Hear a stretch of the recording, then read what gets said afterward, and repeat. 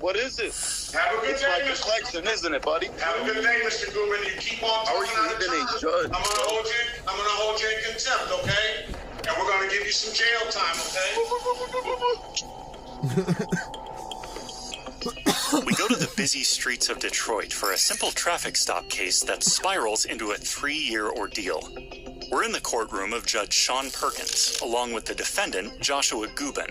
After being pulled over, Gubin was cited for 3 violations: no registration, no plates, and no insurance. Judge Perkins begins the arraignment by reading the formal charges, and the difficulties begin almost immediately. About registration, never acquired plates, and no insurance misdemeanor. Do you have documentation for this vehicle, Mr. Gubin? Yes, I do. Here's the registration. Hold up, let's see what you have. This was pickup Random Joshua 1720. That's expired. But it's still, I registered. Almost the third month of. Already sold the truck. Like, it's sold, but I don't know. They took first bought the truck. I got license plate right after. after. Understand what you're saying. Say that again.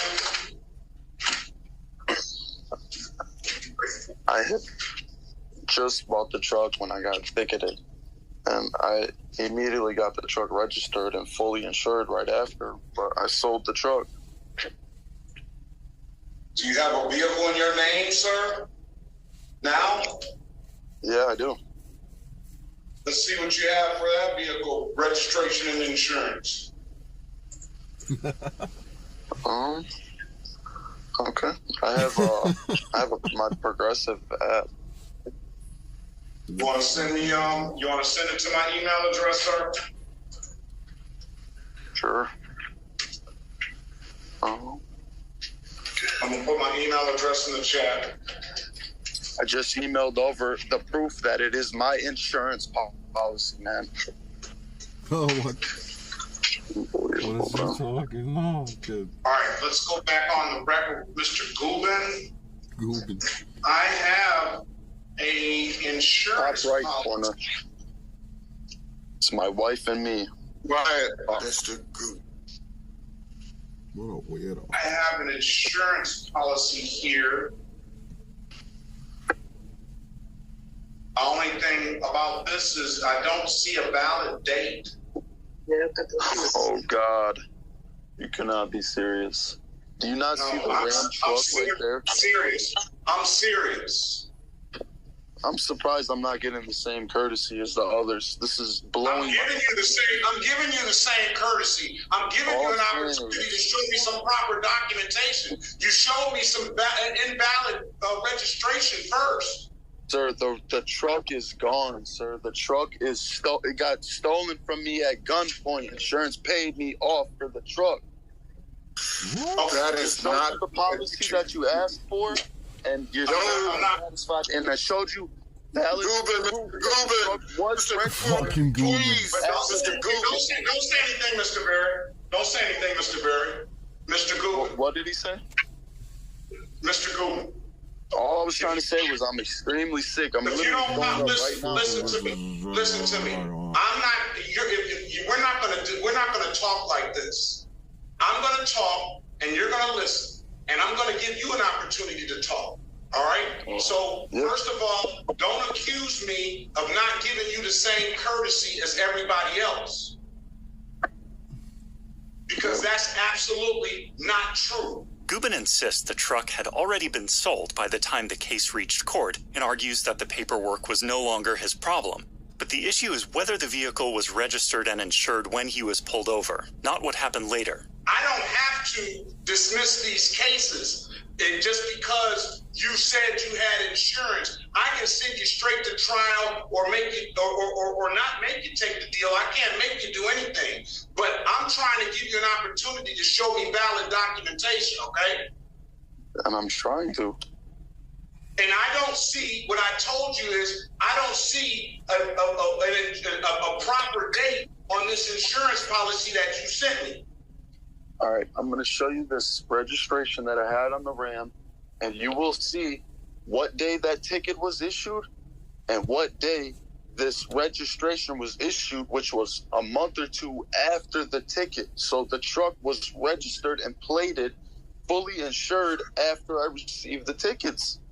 So show me the insurance policy, the portion of the policy that has the expiration date. You showed me that registration. 1/7/2024. So you're asking to see a valid what? I'm asking to see the date on the insurance policy. You gave me an insurance policy. I have that, but it has no date on it. All I showed was proof that the truck was insured, registered. All right, I'm not gonna deal with it. All right, let's set a trial date. I'm trying to get this dismissed. This is literally holding me back right now. You get it dismissed on the trial. Date of trial. I see clear today why I'm not getting the same courtesy. Your name is Sean Perkins?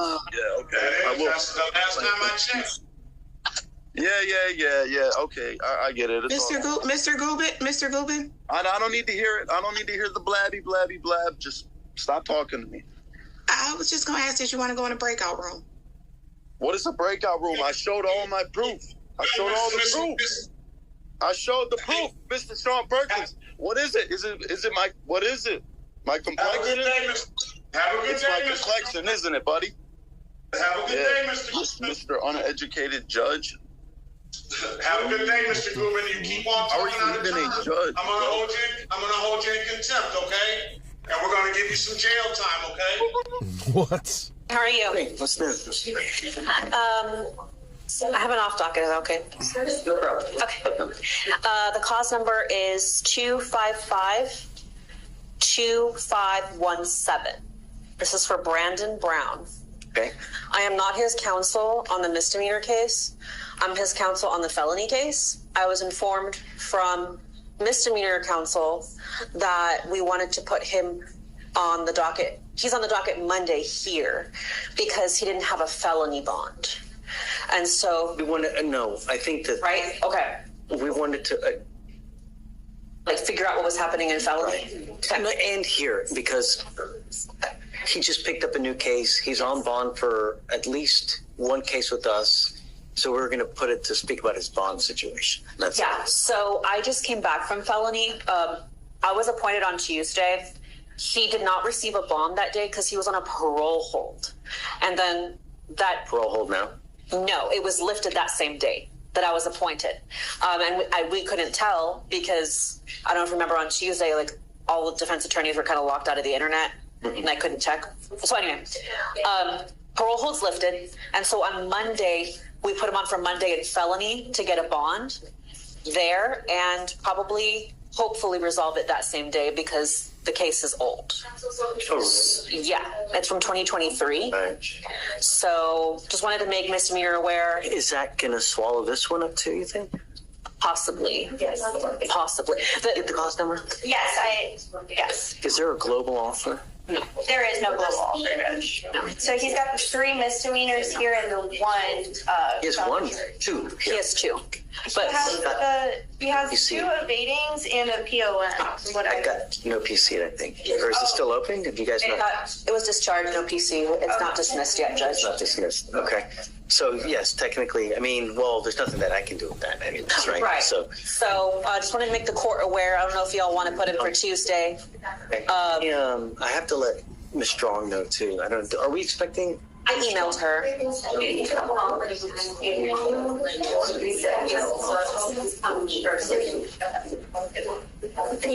Who's smart here? I think he came up with Okay. he's back there. Hey, all, I'm out here. Let me just say, do not buy one of these electric jack and impact kits. Let me explain. Mr. Franklin, what am I supposed to do? Continue to let this happen for me. Don't fall. I ain't getting no justice. The initial reason that we were here today was because of the case that you picked up that I found no probable cause, and that I had an issue because they were alleging that a knife was, I guess, allegedly in possession or whatnot. If the allegation is possession, there was no allegations of use or threat. It's just that he had a kitchen knife on him. You are on bond for a terroristic threat. You've now picked up a criminal mischief. You were facing up to 6 months in jail and or a $2,000 fine. We're going to do probable cause. You have the right to remain silent. Anything you say can or will be used against you. You have the right to have an attorney present. If you cannot afford one, one will be appointed to you, sir. Yes, Judge. On February 11th, 2025, the officer responded to a physical disturbance at a residence in Harris County, Texas. Dispatch advised that the caller was reporting he had a knife and was going to stab someone because they were bothering him about a broken window. The officer made contact with the defendant and the complainant, and the defendant stated he called the officer. The defendant was found to be in possession of a green stuffed animal which had a fixed blade kitchen knife concealed inside. The defendant stated the complainant came to his house with her roommate, accusing him of breaking a window at her apartment. Well, hold, you're going really fast. Yes, sir. The defendant called the officer. Okay. He said that the complainant had come to his house with her roommate, accusing him of breaking a window at her apartment. The defendant stated he was walking back to his apartment and that the complainant came out the back door to her apartment, but then he changed the story saying that she came out the front door to her apartment to confront him. The defendant stated that the complainant came with a gun, though he did not see the gun. The complainant stated that she was laying in bed, heard a glass window in the back door break, jumped up, ran to the back door, and saw the defendant walking away from the door, holding a green stuffed animal with a knife. Apartment management stated the cost to repair the window was $200. There's a lot of randomness in it, Judge. The only thing my concern is who broke the window? Did he break the window? Thank you, Your Honor. So according to the DMs, what the complainant says that she saw him walking away. She heard the broken window. She came downstairs and saw him walking away. And then that's what we have in the DMs. And then I spoke with her yesterday as well, and she repeated the same thing, that he was the only one there when the window was broken. And that's what she said. She saw him outside the window door when it was broken. He's walking away. He actually calls the police because he's being harassed by this woman because she's saying that he broke a window. And I don't think there's any list of physical evidence like glass on him or anything, or in the whatever stuffed animal. At what point did the cops come and did they arrest him on the spot? What, do we have any other physical evidence? We have the two brothers of complainant said that he was approximately 20 feet away from the back door when she saw him, and that the officer found the window to be shattered. And then the complainant showed the back door to her apartment. I mean, how do we know that he did it? No one's saying that he did. I mean, no one saw, you know? To be honest, just what we have is that the window was broken, and then she came outside at the time when she came downstairs to check on it. That's what we have. I get it. I get it. I don't think it's enough. However, the fact is, we're still having issues with the same complaining witness. I now have to take more drastic action to ensure nothing happens in the future. So now what I'm going to do is I'm putting an ankle monitor on it, and I'm barring him from going within 500 feet of where she lives or where she works. Yes, Judge. Ankle monitor, just want to make sure it's ELM and not scram. Correct. Okay. Asset fees be waived. Okay. I'll add. How far do they live from each other, Alex? You know? Do you think it's so complex? It was described as across the street. But when I spoke to the complainant, she said that they do not live across the street, that he was staying at a friend's house, but he told the officers that she lives across the street. So what I'm doing, Mr. Franklin, is I'm going to put a monitor on your ankle, and there is a radius of where you cannot go where this person lives or works. And I mean, we may have issues with bond conditions as it is, because if I ordered him not to have weapons on the terroristic threat, and they show me that, or they prove to me that you have weapons, I'm going to put your butt in jail. So maybe we should have a formal bond hearing to see if, in fact, you can prove that he has a weapon. Yeah, Judge. So I have some hesitancy about everything, Judge, mostly because my client's orange sheet is quite extensive. So the jail has diagnosed multiple mental illnesses. I'm trying to track down his competency because I was appointed, I think, December. So there's been prior competency motions. I'm trying to get the reports from them, which is difficult because I forget what agency does the mental health evaluations. They're saying that they don't exist. So I'm trying to find his mental health records, Judge. It sounds to me like it's bipolar schizophrenia or schizoaffective.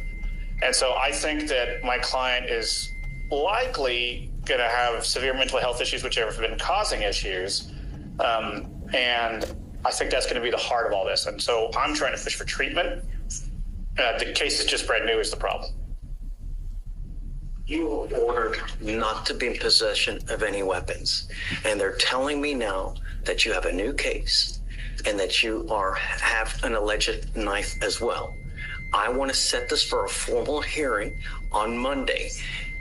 And if they show me that you have a weapon in violation of your bond conditions, I'm going to bring it. Do you understand? You are not to be in possession of any weapons whatsoever. Get a hold of your witnesses. Get a hold of the cop. Let's have a formal hearing on Monday to show me whether he's in possession of a weapon or not. Yes, Judge. Yes, Judge. In the meantime, like I said, if I find that you become a danger to my community, it's really not going to go well for you. Do you understand, Mr. Franklin? There is no excuse.